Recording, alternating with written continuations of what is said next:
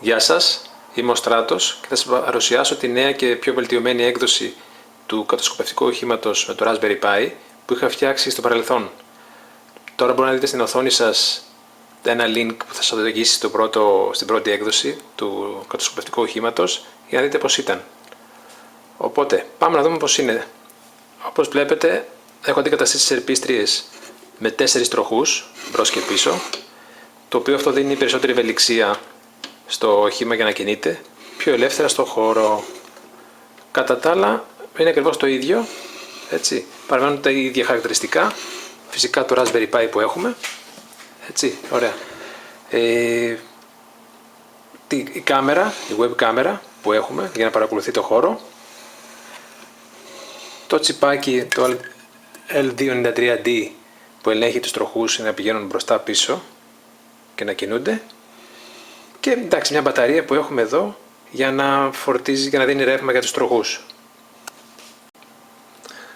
Επίσης, οι μπαταρίες που χρειάζονται για να είναι αυτόνομο ηλεκτρικά το κατασκοπευτικό όχημα παραμένουν οι 6 εδώ που έχουμε, οι οποίες είναι επαναφορτιζόμενες μπαταρίες, και έτσι το κατασκοπευτικό όχημα μπορεί να είναι ανεξάρτητο από ρεύμα και να προχωράει μόνο του. Τώρα θα το βάλουμε μπρος με το ρεύμα για να σας δείξω τις βασικές λειτουργίες του και μετά με τις μπαταρίες θα κάνω μια παρουσίαση για να δείτε πώς λειτουργεί.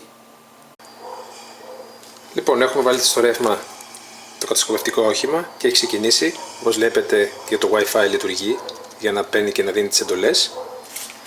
Επίσης, στον υπολογιστή έχουμε ξεκινήσει το MJPEG Streamer, το οποίο αυτό δίνει την δυνατότητα στην web κάμερα που έχουμε εδώ για να δίνει ζωντανή λήψη πότε κοιτάει γύρω γύρω, και οπότε μπορούμε μέσα στο κινητό μας, όπως βλέπουμε ότι βλέπει η web κάμερα, οπότε αν μετακινήσω το κατασκοπευτικό όχημα, αντίστοιχα και η εικόνα μεταβάλλεται στο κινητό.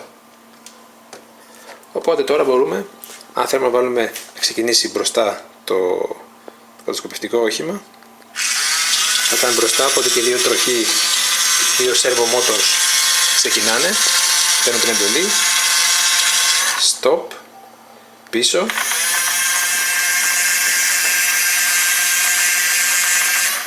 και τώρα αν θέλει να πάει αριστερά ή δεξιά, για να πάει αριστερά σταματάμε τον αριστερό τροχό, ξεκινάει δεξής, οπότε στρίβει προς αριστερά, και αντίστοιχα για να πάει δεξιά σταματάμε το δεξί τροχό και το αριστερό που ξεκινάει στρίβει προς τα δεξιά.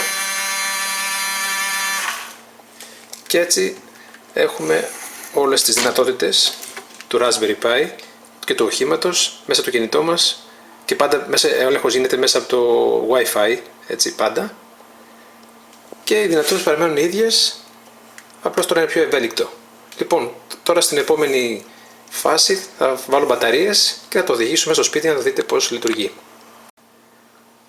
Λοιπόν, όπως βλέπετε, έχουμε ξεκινήσει το Raspberry Pi και το όχημά μας χωρίς ρεύμα, είναι με μπαταρίες. Όπως βλέπετε, έχουμε βάλει τις μπαταρίες από κάτω και με το UBEC δίνει ρεύμα 5V για το Raspberry Pi, οπότε είναι έτοιμο.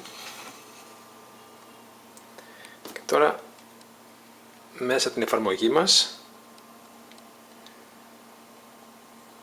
θα πατήσουμε μπροστά και θα ξεκινήσει. Έχουν ξεκινήσει και οι δύο ρόδες και τρέχουν.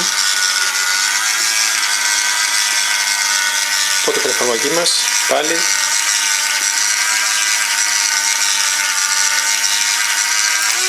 μπορούμε να το σταματήσουμε, έτσι, και να πάει προς τα πίσω τις ρόδες.